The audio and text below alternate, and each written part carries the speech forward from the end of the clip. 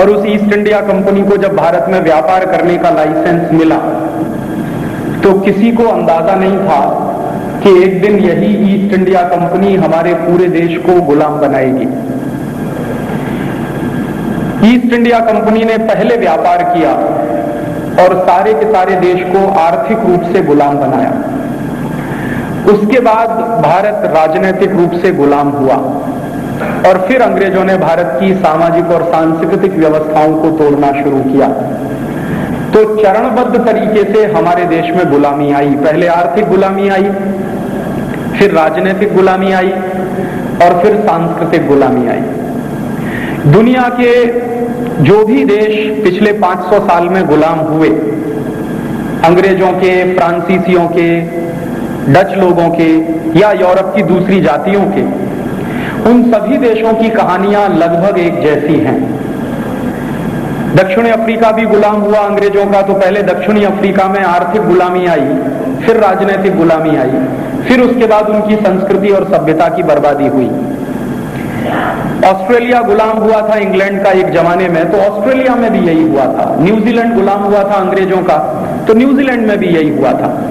दुनिया के जो भी देश गुलाम हुए हैं यूरोप की प्रजा के, उन सभी देशों की कहानी लगभग एक जैसी है कि हर देश पहले आर्थिक रूप से गुलाम हुआ, फिर राजनीतिक रूप से उन देशों में गुलामी आई और उसके बाद सांस्कृतिक और सामाजिक रूप से उन देशों की सभ्यताओं का टूटन शुरू हुआ, ह्रास शुरू हुआ।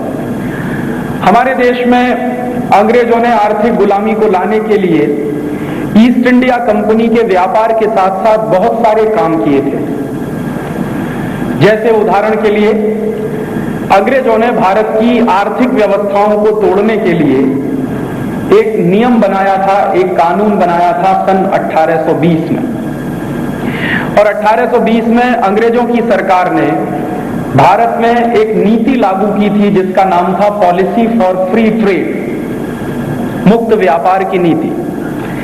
अंग्रेजों ने जब इस देश में पॉलिसी फॉर फ्री ट्रेड लागू की तो उसके पीछे का संकल्प क्या था अंग्रेजों का, क्या वो चाहते थे? तो पॉलिसी फॉर फ्री ट्रेड में उन्होंने एक नियम बनाया था जो इस देश में करीब 150 साल तक लागू रहा। वो नियम ये था कि अंग्रेजों के देश से जो भी सामान भारत में बिकने के लिए आएगा वो टैक्स फ्री होगा, उस पर टैक्स नहीं लगेगा। लेकिन भारत की कंपनियां जितना सामान बनाती हैं, स्वदेशी कंपनियां भारत में जितना सामान बनाती हैं, उन पर भयंकर टैक्स लगाया जाएगा। इसके पीछे क्या सोच थी कि अगर ईस्ट इंडिया कंपनी का माल, अंग्रेजों का माल भारत में टैक्स फ्री आएगा, बिना पैसे के, बिना टैक्स के आएगा, तो वो सस्ता हो जाएगा। और भारतीय कंपनियों पर जब भयंकर टैक्स लगा दिया जाएगा तो भारतीय कंपनियों का माल महंगा हो जाएगा। और भारतीय कंपनियों का माल जब महंगा हो जाएगा तो भारतीय सामान भारत के बाजार में नहीं बिकेगा और अंग्रेजों का सामान भारत के बाजार में ज्यादा बिकेगा। और अंग्रेजों का सामान भारत के बाजार में जब ज्यादा बिकेगा तो अंग्रेजों को यहां से मुनाफा ज्यादा मिलेगा और उस मुनाफे से अंग्रेजों की अपनी जो गरीबी है उसको वो दूर कर लेंगे।